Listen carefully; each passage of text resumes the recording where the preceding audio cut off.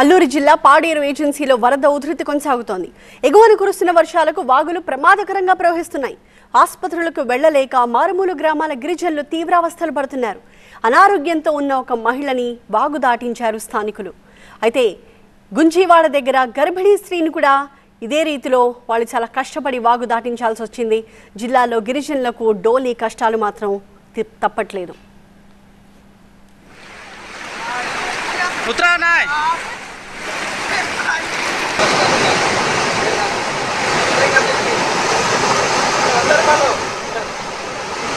అల్లూరి జిల్లా పాడేరు ఏజెన్సీలో వరద ఉధృతికి అక్కడ పూర్తిగా వాగులు ప్రమాదకరంగా ప్రవహిస్తున్న దృశ్యాలు మనం చూస్తున్నాము.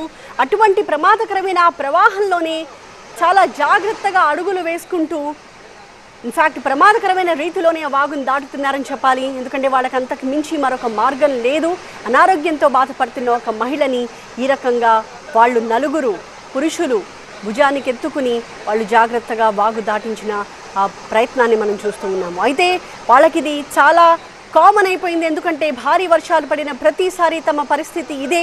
తమకు ఈ డోలీ కష్టాల నుంచి విముక్తి కల్పించండి అంటూ వాళ్ళంతా కూడా వేడుకుంటున్న పరిస్థితి.